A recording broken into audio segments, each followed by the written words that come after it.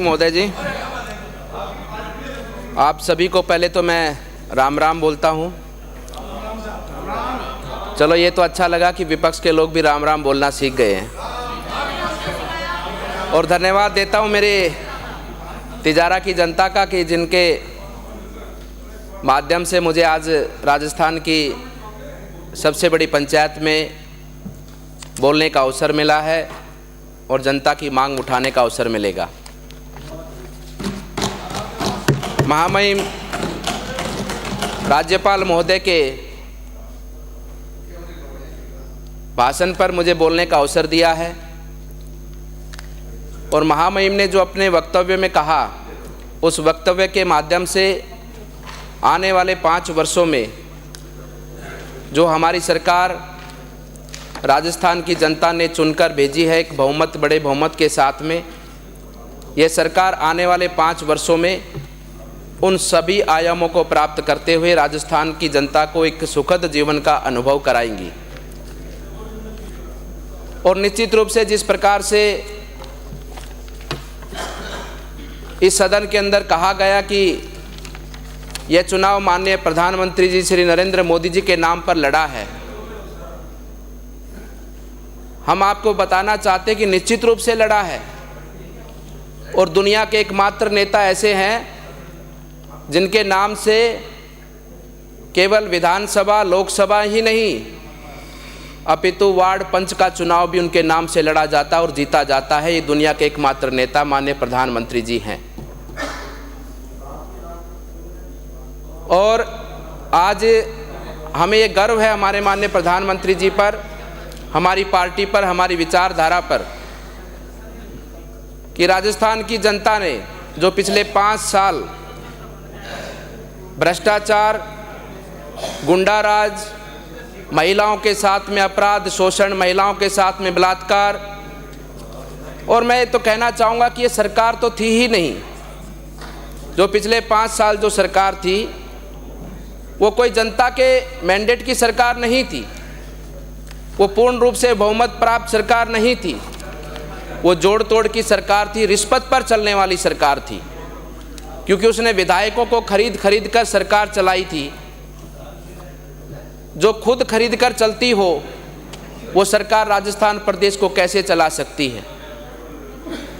उस सरकार ने जिस प्रकार से भ्रष्टाचार पूरे प्रदेश में किया, राजस्थान के अंदर जिस प्रकार से गुंडागर्दी बढ़ी, सरेआम बलात्कार की घटनाएं हमें नित्य रोज सुनने को मिलती थी और राजस्थान में अशांति का माहौल था,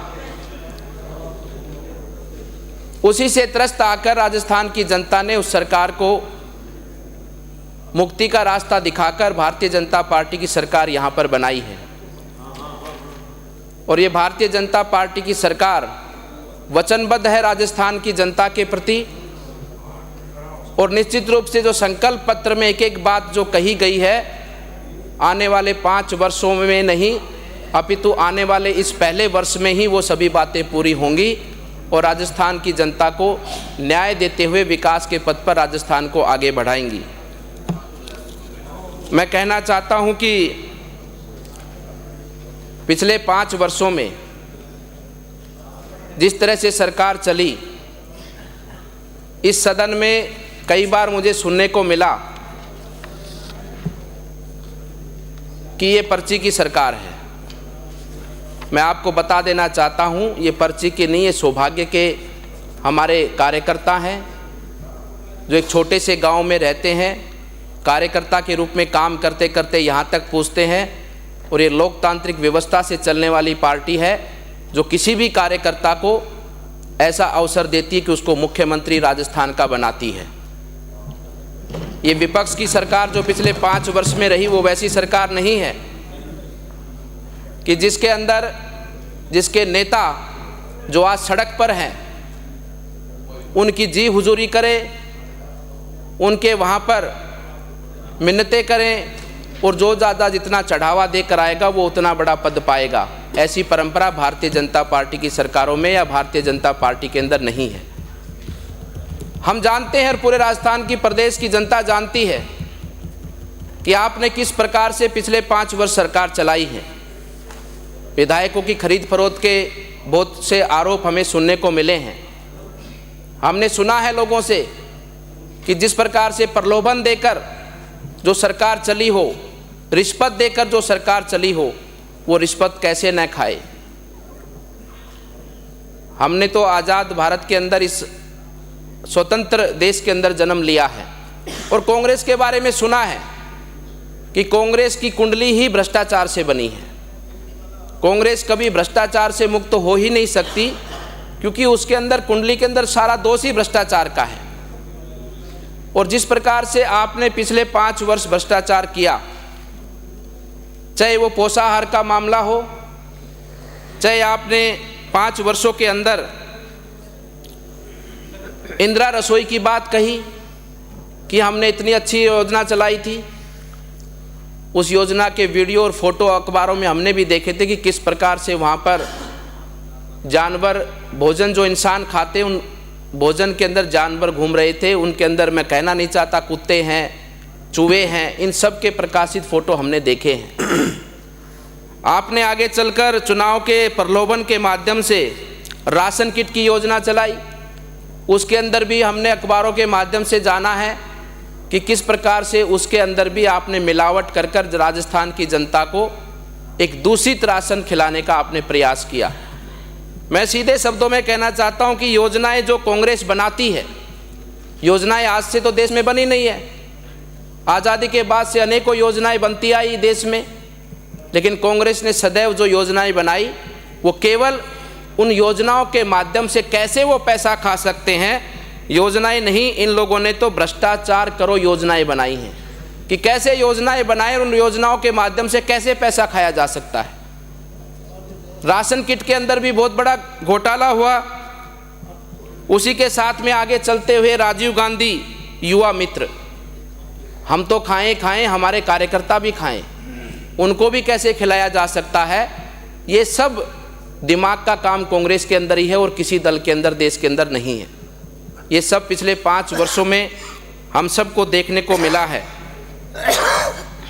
योजनाओं के बारे में भी बात कर रहे थे कि हमने बहुत अच्छी योजनाएं चलाई, बहुत अच्छा काम किया।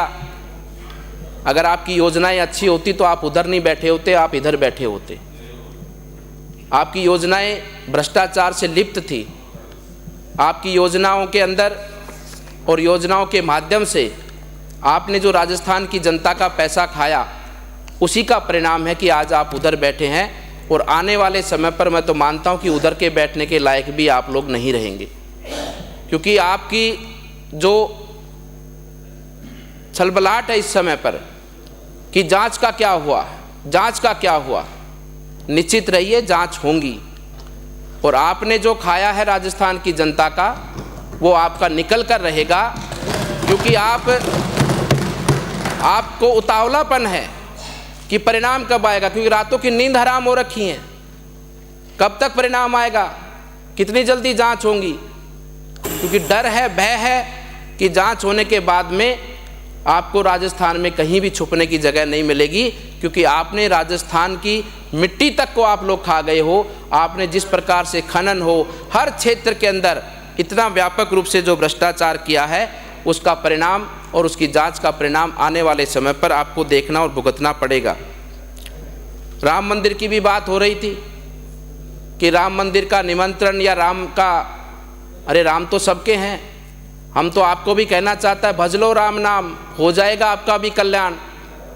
और हमें प्रसन्नता है इस बात की कि इनके नेता भी मंदिरों में जाने लगे। हम यही तो चाहते हैं कि आप लोग मंदिर जाना सीखें। और मैं तो नहीं, अब तो फोटो डालने लगे हैं, बताने लगे हैं मंदिर के बाहर, जानबूझ के नाटक करते कि मुझे मंदिर में प्रवेश नहीं करने दिया जा रहा, दिखा के जाने लगे। काफी प्रमाण है इस बात के। तो हम तो चाहते हैं कि सभी जाएं, संस्कारों को सीखें, संस्कारों को सीखें और अपनी देश की परंपराओं को, देश के लोगों के कार्य को आगे बढ़ाने का कार्य करें, ना कि उसमें भ्रष्टाचार कर देश को लूटने का काम करें। मैं कहना चाहता हूं सदन के माध्यम से हमारे माननीय मुख्यमंत्री जी को भी कि विपक्ष के लोगों को एक बार जरूर राम मंदिर दर्शन के लिए ले जाना चाहिए। देखेंगे कि कौन से में कितनी भक्ति है। कोई दिल्ली से पूछेगा या बिना पूछे ही गाड़ी में बैठकर राम मंदिर जाएगा, ये भी पता स्पष्ट लग जाएगा राजस्थान की जनता को। मैं कहना चाहता हूं कि विराजे मैं अभी अध्यक्ष जी थोड़ा सा समय तो और तो समय साहब पहली बार बोला हूं। समय सीमा विधानसभा मैं कहना चाहता हूं कि इस आने वाले समय के अंदर ये आपको भी अनुभूति होगी कि राजस्थान विकास के पथ पर बहुत ही अच्छी गति से आगे बढ़ेगा। लेकिन जिस प्रकार से आपने राजस्थान की जनता के साथ जो धोखा किया है, उस धोखे का भी आपने जो भ्रष्टाचार किया है, उस भ्रष्टाचार के परिणामों को भी राजस्थान देखेगा। आपने राजस्थान के लोगों का जो पैसा तुष्टीकरण की राजनीति के माध्यम से जिस प्रकार से लोगों को बांटा है, किसी के साथ भी जो बुरा होता है, हम बुरा करने वाले के पक्षधर नहीं हैं, लेकिन आपने तुष्टीकरण की राजनीति का जो पराकाष्ठा की है, एक व्यक्ति संप्रदाय विशेष का कोई किसी हादसे में मारा जाता है तो राजस्थान की कमाई का पैसा उसको इस प्रकार से लुटाया जाता है कि जैसे वो इनके परिवार का सदस्य हो। आपने जिस प्रकार से विधायकों पर जो पैसा लुटाया है, ये राजस्थान की जनता की कमाई का पैसा था। और निश्चित रूप से ये पैसा ये सरकार, वर्तमान की सरकार निकालेगी और आपके किए की सज़ा जो राजस्थान के लोगों को आपने जो इस दुख के मोड़ पर लाकर छोड़ा है, राजस्थान को जिस प्रकार से आपने इस बर्बादी के कागार पर लाकर छोड़ा है, उससे राहत देने की कार्य आने वाले समय पर होगा। मैं अंत में कहना चाहता हूं कि बुद्धि माननीय सदस्य श्री शिमला सबके पास होती है।